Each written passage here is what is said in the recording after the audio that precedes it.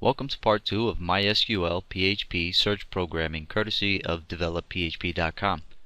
Moving right along with no time to waste, now that we have our exercise tables created and populated, we can start with basic search programming. But before we work on any SQL syntax, we need an HTML form to give the user something to type their search query into.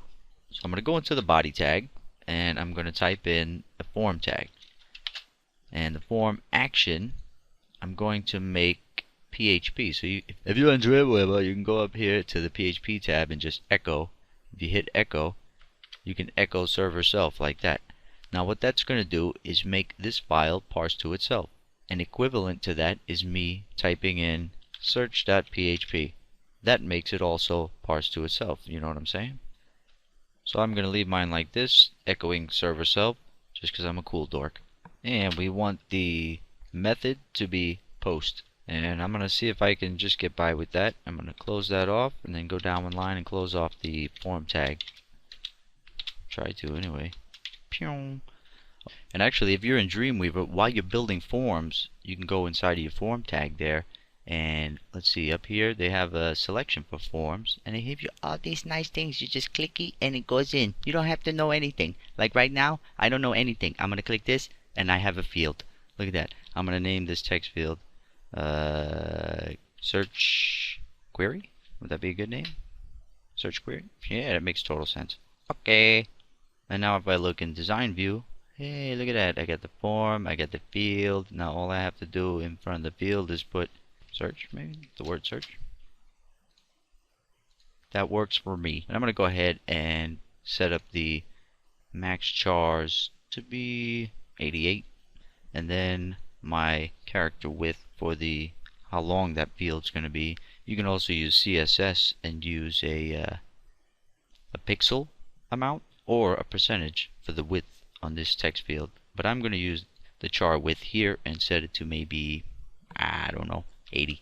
Alright, so that's what it's going to look like. And above that form, maybe I can pop in search the exercise tables, and we can go ahead and highlight that, press Ctrl 2, and that'll give us a nice H2 header that'll say search the exercise tables. Okay, and then what we'll do is under the form we'll have an output section. So let's go ahead and make that real quick. Let's just put in a div, close it off, go down the line and close the div tag, search output, and then put a semicolon on the end of it. On the front of it, put a $sign, highlight the whole thing, go up here to PHP and echo. And that's where we're going to echo the search output. Okay? And what will happen is when the person presses submit with their search query, we are going to have PHP up top here, so we can just go ahead and put that in place. Let's go ahead and put a PHP block. And here is where we will process the search query. Okay, the first thing we have to do is put an if condition. Open the curly brace, go down one line, close the curly brace, and inside of the parentheses we're going to type in isSet, which is a PHP function to see if a variable or global is set. And the variable we want to look for is search query. So I'll type in $_ post, open bracket, single quote, close bracket. In between those single quotes, that's where that variable name goes. So if isSet post search query, then and only then will this code here run. But we're going to put in one more little condition. We're going to put the AND operator. We want to make sure this posted variable is not equal to nothing. So if it's set and if it has a value, then and only then are we going to run this code here. Run code if condition meets here. Okay, so here's the logic. If this posted variable is set, that means if they use that form, they type something in, and actually we're going to need a button. So let's go up back up here to forms and hit the button, and let's make it a submit type. Okay, there we go. Name can be MyBTN. So let's see what we have there. That's good. Now, back to the logic. What's going to happen is if they press that button, they type something in, code is going to process here. The code that you want to process here is looking in your database to search for things that whatever they typed in, that's what you're going to search the database for right here.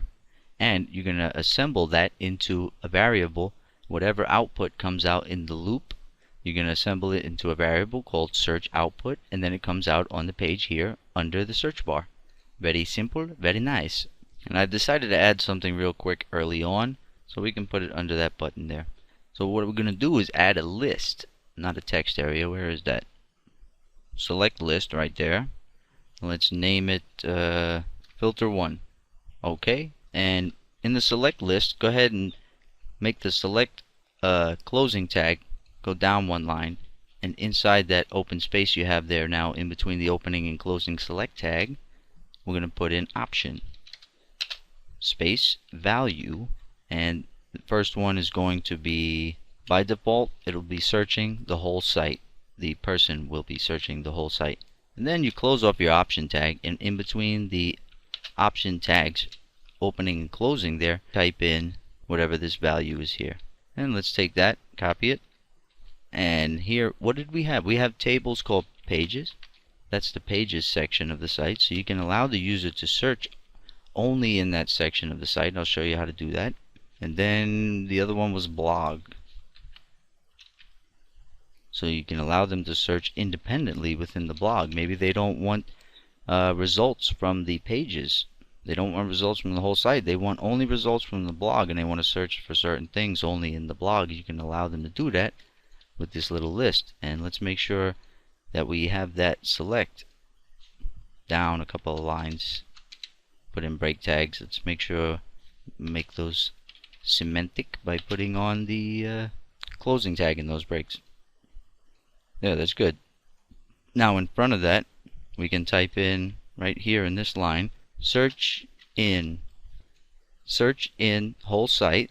It'll say by default, and then they'll be able to select pages or blogs too. Now, with all of this set up, inside of this area here is where we'll evaluate to see if they use the filter or not. Because we'll know if it's whole site, it's going to be whole site by default. We'll see if it's not whole site, then we're going to query the database differently. Okay, I'll show you how to do that.